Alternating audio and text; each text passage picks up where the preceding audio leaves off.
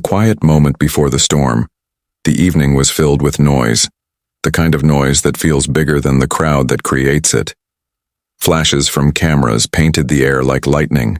People pushed and whispered, and somewhere at the center of all of it stood Sundar Pichai with his wife and young son. The day was supposed to be simple, just another official visit. But for Sundar it carried a strange kind of pressure. He had grown up in a modest home in Chennai, where electricity was uncertain and phone lines were a luxury. Now he was one of the most recognized leaders in the world, the CEO of Google standing under the bright lights of Delhi, waiting for Prime Minister Modi to arrive. Sundar's son tugged at his sleeve. The boy was small, with curious eyes that looked at the crowd as if every face carried a secret. He whispered, asking why so many people were pushing forward just to get a glimpse of a man. Sundar bent down, smiled, and explained softly that sometimes leaders carried not just power, but also people's hopes, and that hope could make ordinary people gather like rivers meeting the sea. The boy nodded, but there was still a cloud of confusion on his face. Sundar knew the world his son was growing up in was different from his own childhood. His son had never experienced the struggle of waiting for a second-hand radio or saving coins just to make one phone call. He had not known what it meant to study in dim light during long power cuts, or to see his parents sacrifice so much just so he could go to school. The crowd suddenly grew louder. People rose on their toes, security guards straightened their shoulders, and there was a ripple of excitement. Prime Minister Modi was walking toward them. Sundar felt a strange calmness wash over him. He had spoken to Modi before, had sat in polished rooms discussing technology and India's digital future. But this moment was different. This time his son was watching, and children have a way of noticing not the power, not the speeches, but the truth hidden in how people behave. Sundar's son clutched his hand tighter as Modi approached, and the boy's small voice asked again, "Papa, why do they all look at him like that?" Before Sundar could answer, Modi stopped. The crowd hushed for a heartbeat as if someone had pressed pause on time itself. Everyone expected the Prime Minister to greet Sundar, to exchange firm handshakes and polite words. Instead, Modi bent down. He lowered himself until his eyes were level with Sundar's son, his knees bending despite the heavy security and the impatient crowd. He smiled gently, and in that moment the cameras caught something rare. Not the picture of a leader towering above, but of a leader choosing humility, choosing to come down to the level of a child.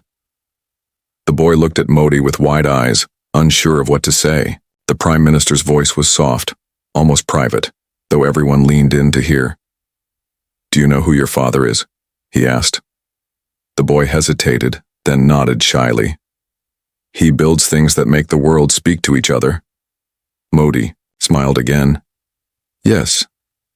Your father is respected around the world.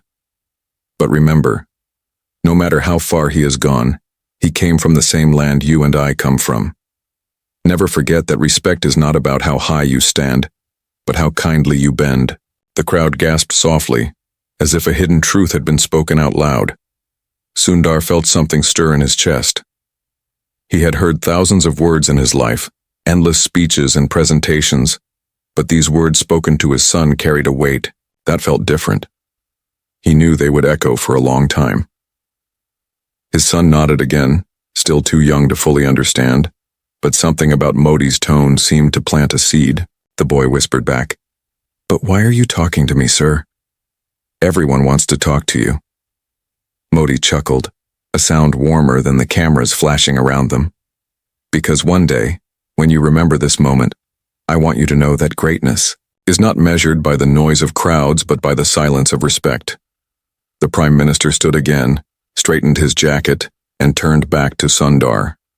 The handshake finally happened, but it no longer felt like the center of the moment. The real center was the few seconds when power bent down to meet innocence. For Sundar, memories rushed like a river breaking its dam. He thought of his father working long hours at the electrical factory, of his mother balancing the household with patience, of the nights he studied without knowing what future waited for him. He thought of being the young boy who once dreamed of holding a television remote, a small dream that led him to understand technology not as luxury but as connection. He looked at his son and realized how different their starting points had been. His boy would grow up never knowing the taste of scarcity, but perhaps through this moment, he would learn the value of humility. But even as the crowd applauded and the event moved forward, Sundar's heart carried a strange unease. Respect was a gift, but it was also a responsibility. He wondered if his son would ever truly understand the weight of his words, or if he himself was doing enough to teach him. The night sky stretched over them, filled with stars invisible behind. City lights and Sundar could not shake the feeling that something larger had just begun. As the family prepared to leave, Sundar's son tugged at his sleeve again. "Papa," the boy whispered. "What if I forget his words when I grow up?" Sundar froze for a moment.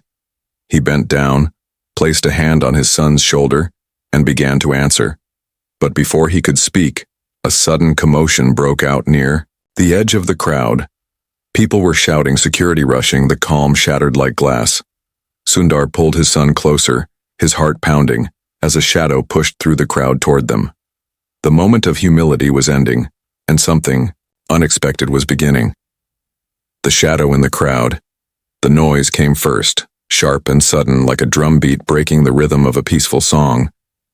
Sundar's son pressed his face into his father's side, frightened by the shouting. Security guards moved fast, their eyes scanning every angle of the gathering.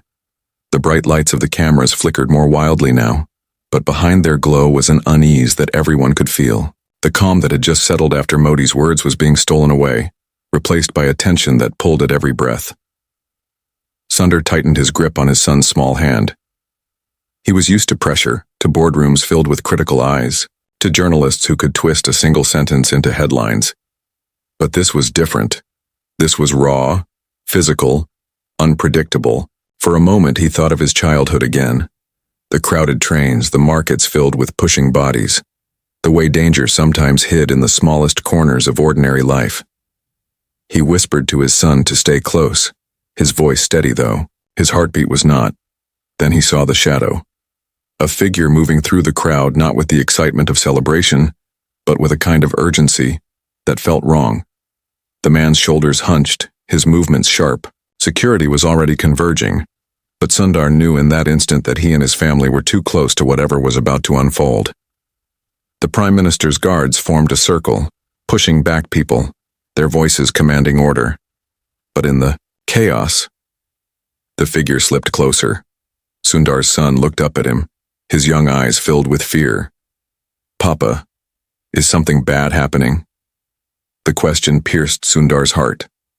How could he explain to a child that sometimes the world did not wait, that sometimes fear arrived uninvited? He knelt quickly, bringing his face close to his son's ear, whispering, "Just hold me tight. Nothing will hurt you if you are with me." In that instant, Modi himself turned, his expression calm, but firm. It was remarkable how steady he looked, even with chaos pressing in. He gestured softly for people to stay calm, his presence a strange anchor in the storm. Sundar saw it, how the crowd, even in panic, still looked to him for reassurance, how one person's steadiness could slow the beating hearts of hundreds. The figure was finally stopped, tackled by security before he reached the center. There was shouting, confusion, accusations thrown like stones into the air. Some said he carried a protest sign hidden under his jacket. Others whispered he might have held something more dangerous. Sundar could not see clearly, but he could feel the tremor in his son's body as the boy clung to him. The crowd began to thin after that. Many people escorted away, the lights dimming as if the evening itself was exhausted. Sundar stood silently, still holding his son, his thoughts heavy. Danger had come so close, and it left behind a strange silence inside him. He looked at Modi, who was speaking quietly to his security team, his expression unreadable. Sundar wondered what it must be like to live every day knowing that shadows and crowds might hide threats, to carry not only the hopes of millions but also the risks that came with them. When Modi finally walked back towards Sundar, the Prime Minister's face softened again as if the chaos had never happened. He looked first at the boy. "Are you all right?" he asked gently. The boy nodded, still holding his father's hand tightly. Modi bent slightly, lowering his voice so only Sundar could hear. Sometimes fear comes to remind us how precious courage is. Tonight your son saw both. The words lingered, heavy with meaning. Sundar nodded. But inside, he felt the weight of something deeper. His son had indeed seen both. Fear in the shadow that moved too close, and courage in the way people stood to protect. But he also realized something else. His son had seen how fragile even the most powerful moments could be. Later that night, when they were finally alone, Sundar's son asked the question that pierced through the quiet like an arrow. "Papa, why do people want to hurt someone who is only trying to help?" Sundar paused. He wanted to give an answer that was simple enough for a child, yet true enough not to hide the world's complexity. He told him softly, "Sometimes people carry anger in their hearts because they feel unheard. But anger is a heavy thing, and it can make people forget kindness. That is why respect matters, because it can heal what anger breaks." The boy nodded slowly, though his eyes showed he was still holding on to fear. But that night, Sundar himself could not sleep. He replayed the scene in his mind, the way Modi bent down to speak to his son, the sudden chaos, the whispered words about courage. He thought of his own journey, the struggles of his parents, his long path to becoming a leader, the countless decisions that shaped lives far beyond his own. He realized that what Modi had said was not just for his son, it was also for him. Greatness was not about standing tall, but about knowing when to bend, knowing when to protect, knowing when to choose kindness even in storms. Just as he began to drift into uneasy sleep, his phone buzzed. A message had arrived, short and urgent. It carried news that something important had been uncovered about the man in the crowd. Sundar sat up, his chest tightening. The words were few, but they carried weight enough to erase rest from his night. What he read made him realize that the night's shadow was not finished. It was only the beginning. Whispers in the silence, the glow of the phone screen cut through, the dark like a blade. Sundar read the message once, then again, his mind struggling to process what it meant. The words were sharp and brief, but they carried the weight of danger. The man who had been stopped in the crowd was not a random protester, nor simply an angry voice lost in the noise of politics. There were signs, hidden threads, that tied him to something larger, something organized. The message did not spell it out in detail, but it hinted at a plan, a design meant to disrupt more than just one evening. Sundar sat frozen, the quiet of his hotel room suddenly heavy, as if the walls themselves were listening. His son slept peacefully in the bed beside him, curled into the safety of childhood dreams. Sundar watched him for a long time, realizing how fragile that safety was. One moment his boy was laughing at a leader bending down to meet his eyes, and the next he was clinging in fear as chaos erupted. Sundar's wife stirred lightly, her face calm in sleep, unaware of the storm that still brewed beyond the curtains. Sundar turned his eyes back to the phone, to the cold words that refused to leave his mind. He thought back to his journey, how life had taught him again and again that moments of progress were always shadowed by tests of resilience. When he first moved to America, he had felt both excitement and loneliness living far from home in small apartments with thin walls and bigger dreams. He had studied with books that seemed heavier than his own strength, worked jobs where he doubted whether his voice mattered, and yet through patience he climbed. Each time he rose there was some obstacle waiting, but those obstacles had shaped him. Now, years later, with the world watching his every step, he realized that the obstacles had not disappeared. They had only grown larger, more complicated, woven into the fabric of nations and leaders. As dawn approached, Sundar walked quietly to the window. The city stretched before him, endless lights blinking in the dark, each one representing a life, a hope, a fear. He wondered how many people woke that morning with heavy hearts, how many carried anger that might twist into something dangerous. He remembered Modi's words, "Fear comes to remind us how precious courage is," and felt their truth pressing against his chest. But he also wondered, was courage enough when shadows moved with purpose? Later that day, he was called to a private meeting. It was not planned, and that in itself carried meaning. He entered a quiet room where only a handful of people waited. their expressions serious, their voices low. Modi was there, seated at the head, his eyes steady. When Sundar entered, the Prime Minister gestured for him to sit beside him. There was no public ceremony here, no cameras, no applause. This was the hidden world, where truths were spoken without decoration. A security officer explained what had been discovered. The man in the crowd had connections to a group that spread anger through technology, twisting messages, sowing distrust and feeding division. They did not simply want to disrupt one event.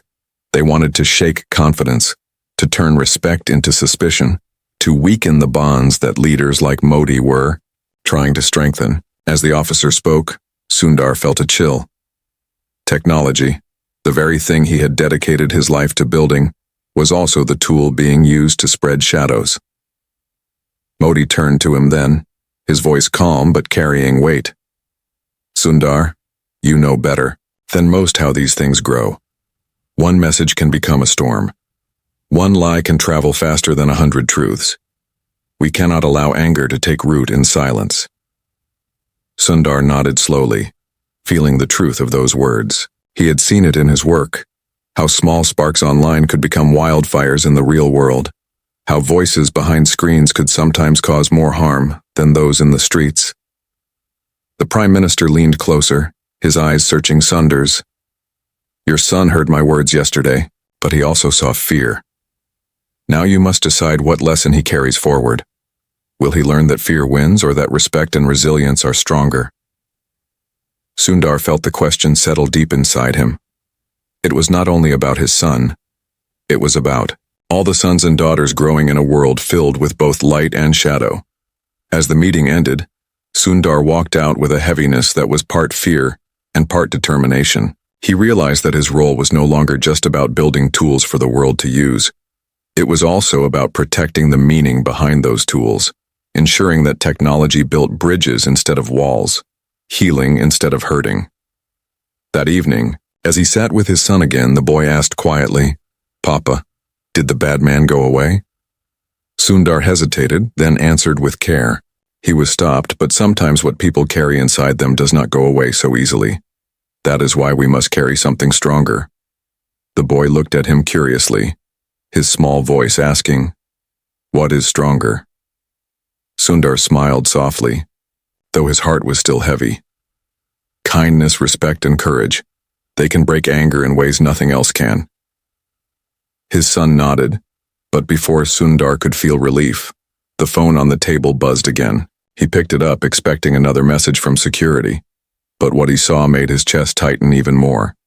It was not from a government official. It was not from his company. It was a message from someone unknown, the words simple yet chilling. You cannot protect him forever. Sundar's hands trembled as he set the phone down, his son's curious eyes still watching him. In that moment, he realized that the shadow had found a way into his world more directly than he had feared. And this time, it was personal. The breaking point, the night in Delhi, felt heavier than any before. Sundar sat alone in his room, the hum of the air conditioner filling the silence, his phone resting on the table like a quiet threat. It had been 2 days since the message that chilled him.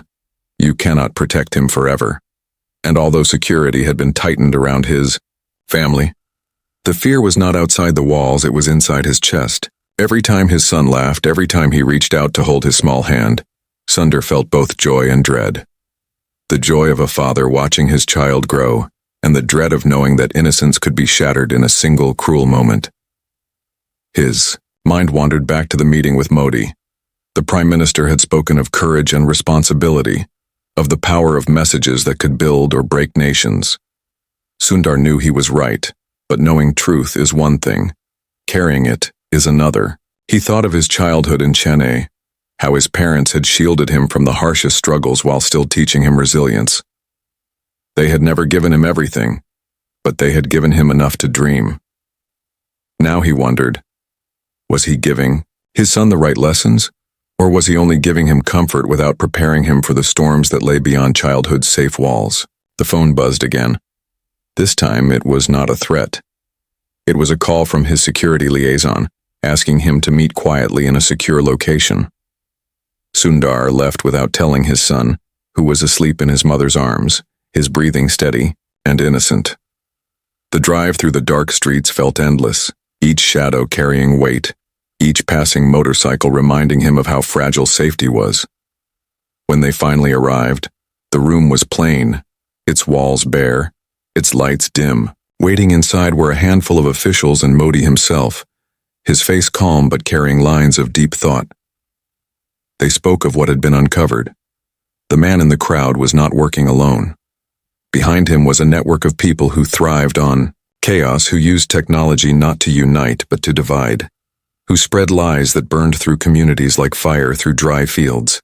They had already begun twisting the story of that evening, spreading false images and words across the internet, painting Sundar not as a father protecting his son, but as someone who had colluded to create drama for attention. The lies were ugly, and they were spreading fast. Sundar listened in silence, his chest tightening with every word. He had always believed that truth would find its way, that honesty would outlast falsehood. But he also knew that lies traveled faster than truth, that anger was more contagious than kindness. Modi looked at him then, his voice steady but heavy with meaning. This is not only about you, Sundar. It is about what your son will grow up believing. If we let lies shape the world, then respect and humility will be lost.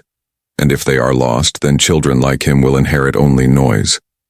Sundar nodded slowly. The responsibility pressed harder now. He thought not only of his son, but of millions of sons and daughters across the world, growing up in a time where voices could be twisted, where truth could be drowned. He realized his role was no longer just about building technology. It was about defending the soul of it. Later, when he returned to his family, his son was awake. The boy looked at him with tired eyes and whispered, "Papa, I had a dream. Someone tried to take me away, but you held my hand and didn't let go." Sundar froze. He sat beside his son, brushing back his hair, his voice breaking as he replied, "And I will never let go.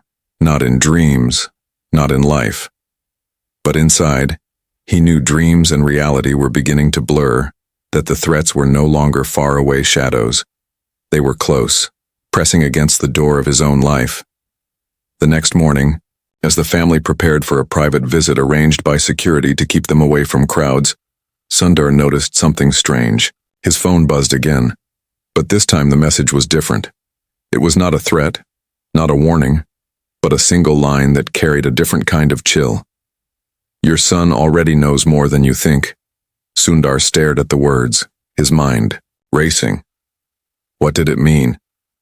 Was it a manipulation, or did it carry some hidden truth? He turned to look at his boy, who was quietly drawing with crayons, his small hands moving across the paper with focus. Sundar's chest tightened as he wondered if innocence was already slipping away, if fear had already planted itself in the heart of his child.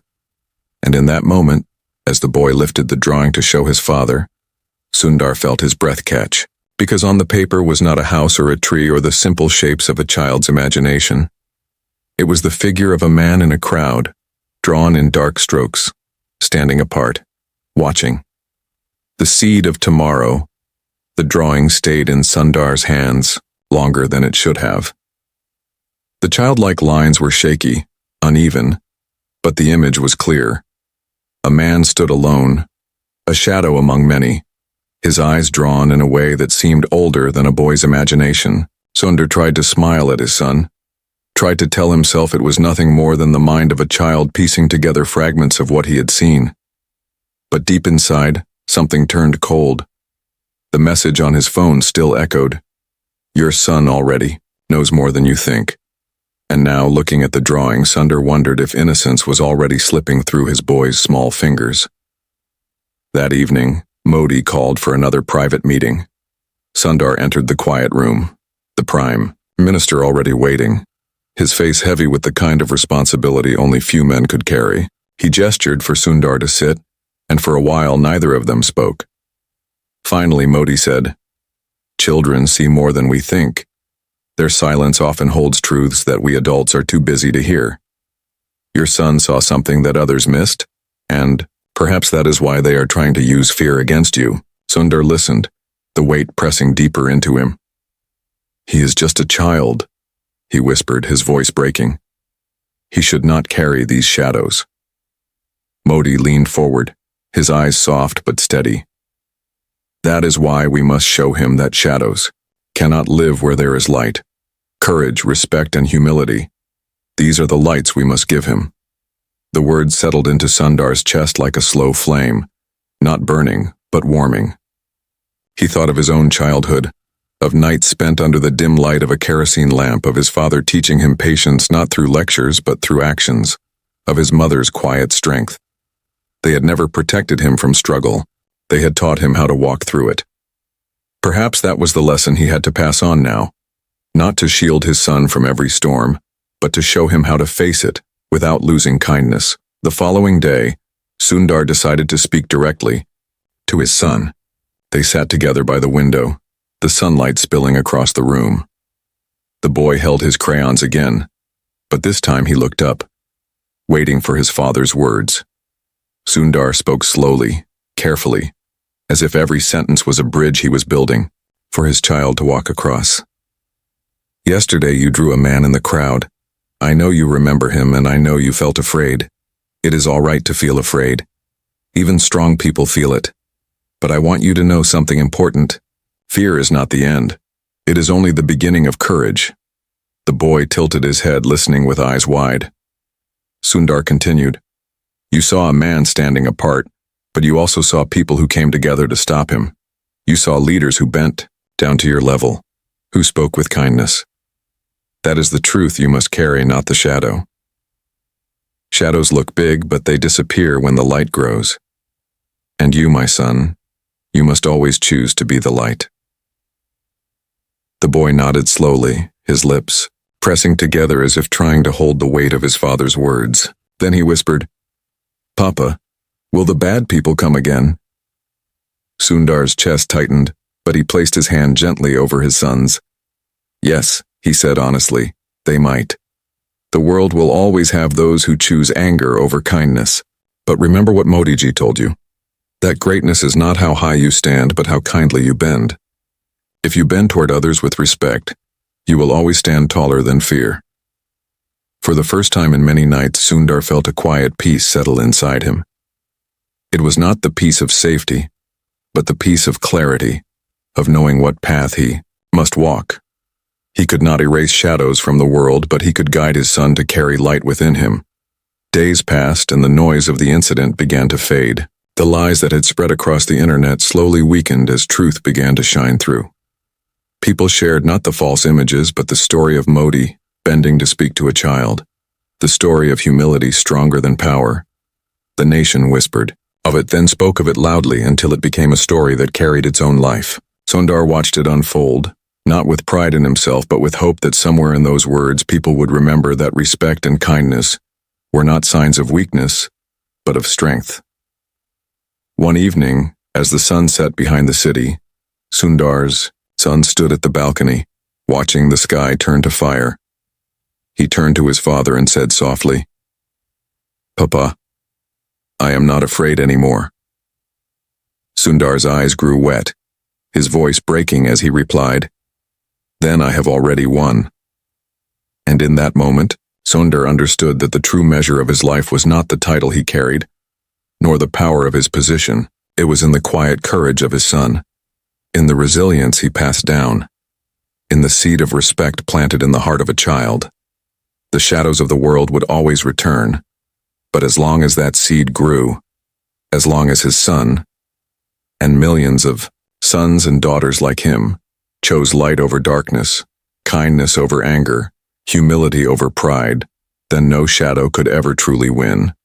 And so the story did not end in fear, but in the quiet certainty that respect and resilience, once planted, could move nations.